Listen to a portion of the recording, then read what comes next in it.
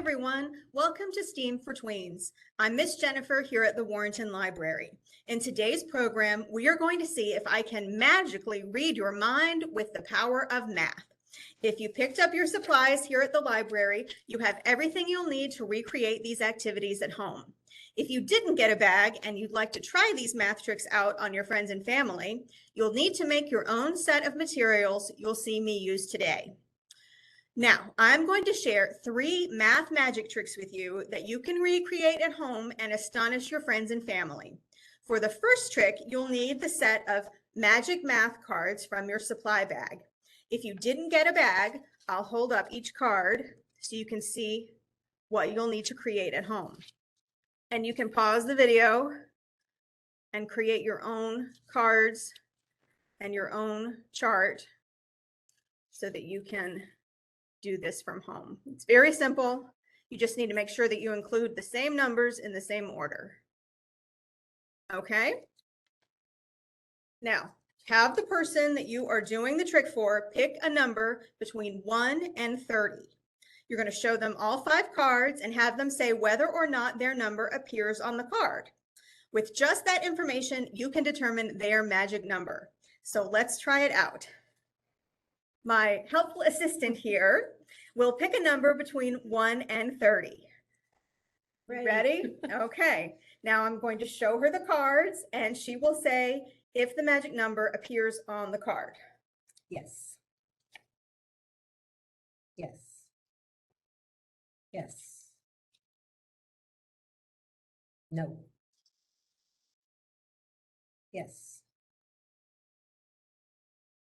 That's it. Oh, then your magic number is 23. Did I get it right? She's amazing. All right. Thank you very much for You're doing. welcome. So, how did I determine the magic number? If the magic number appears on the card, make a mental note of the number in the top left corner of the card. Every time they say their number appears, mentally add the left corner numbers together and keep a running total. It works every time so long as your participant is accurate in answering if their number appears and you correctly add the numbers. Now, let me show you how this works step by step. To understand how this trick works, you must first understand the basics of binary numbers. You might remember from our Coding Keychains program that binary numbers use only 2 characters to represent numerical values, 1s and 0s. Different numerical values are represented in binary depending on the placement of these 2 digits in a binary number. Computers use this numerical system to send information via electrical pulses that are either on, 1, or off, 0. The number system we use day to day is called base 10 or decimal, which uses 10 characters from 0 to 9 to represent number values. Instead of continuing to create more characters to represent numbers higher than 9, we use combinations of the numbers 0 through 9. Binary does the same, only with just 2 characters. In base 10, each place increases a number's value by 10 times. We have the 1s place, the 10s place, hundreds, thousands, and so on and so forth. In binary, each place increases a number's value 2 times. The number represented here is 23. A 1 means that you add, oh, excuse me, I'm showing you the wrong graph. Here we go. The number represented here is 23.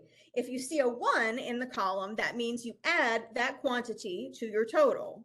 So 1, 16, 1, 4, 1, 2, and 1, 1. We had a 0 in the 8th place, so you don't add that to your total.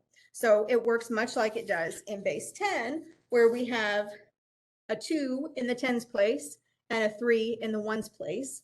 So we add 10 plus 10 plus 1 plus 1 plus 1 is 23.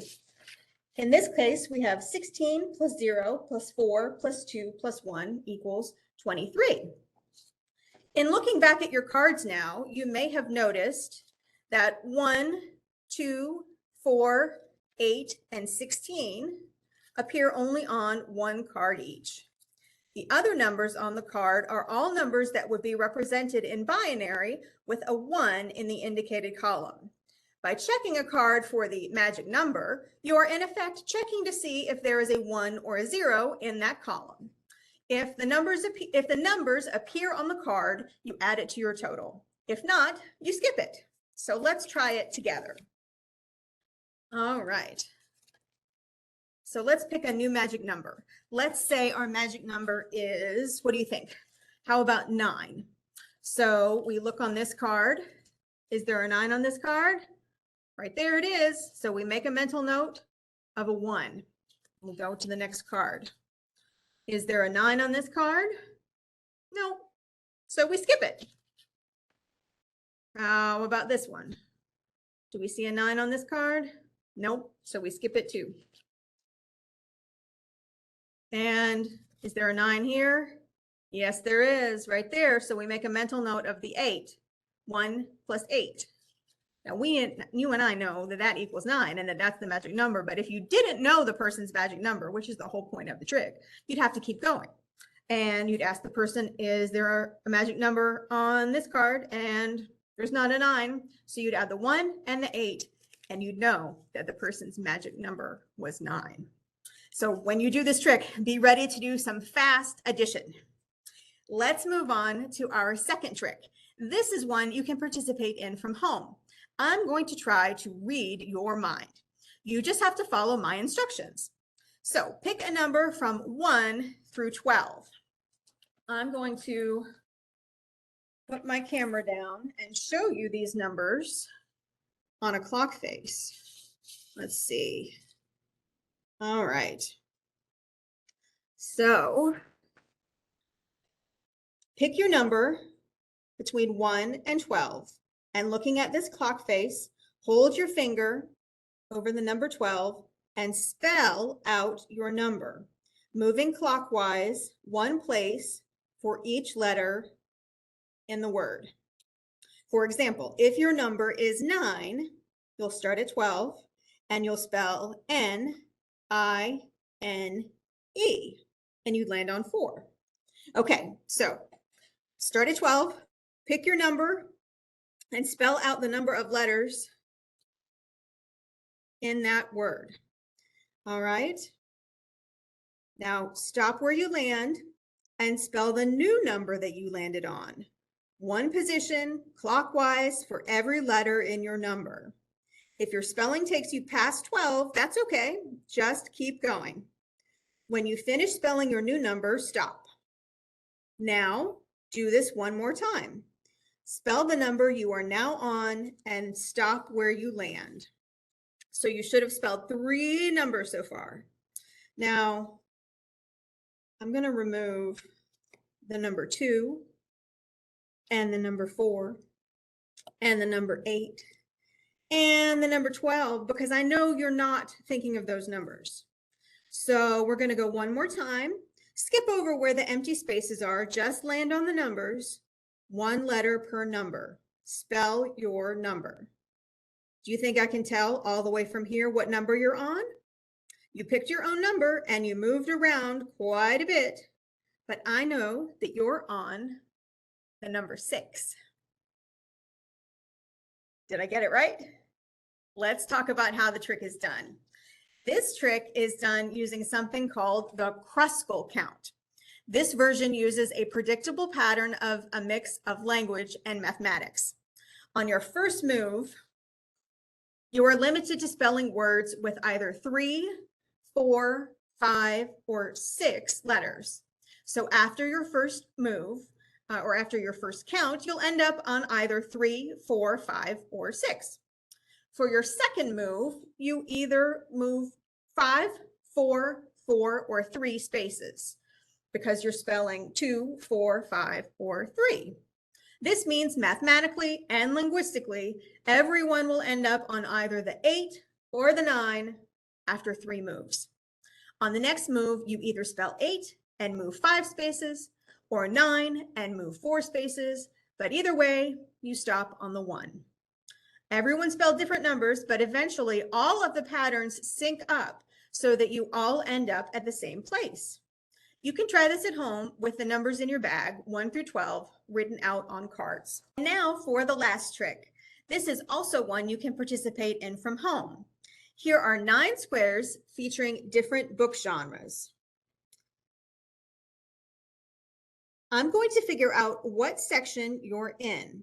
Everyone should begin in the start square, and as you progress, you can move from side to side, up and down, back and forth, just not diagonally. Make a move every time I say the word go. So you're starting on start, and I say go, and you move 1 square, either to classic or science fiction. All right, I'm going to take away the start square. You ready to move? Okay, not diagonally, just back and forth, up and down, or side to side. Ready? Go, go, go, go, go, go, go. All right, you're not reading mystery, so let's take that one away.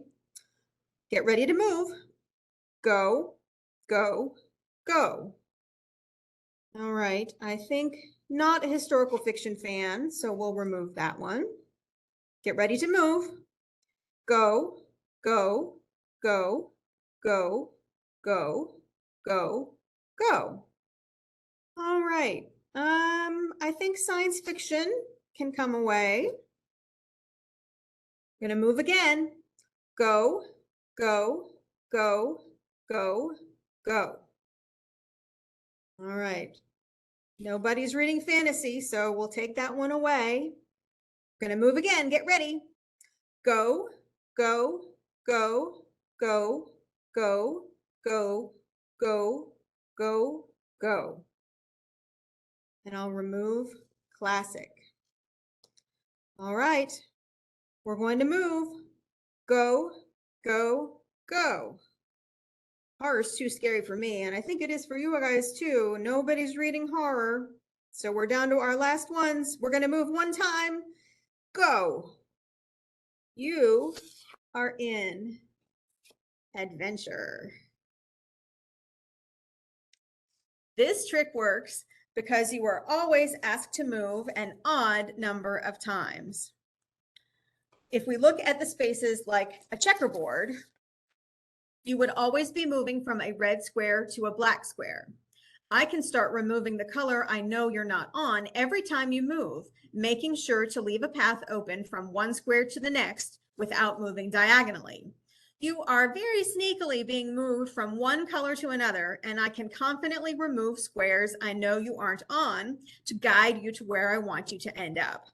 You can try this at home with the 9 cards in your bag, and you can feature any theme you want. I just chose book genres because we're at the library. I hope you enjoyed today's program. Come by the library to check out these books featuring more fun with math.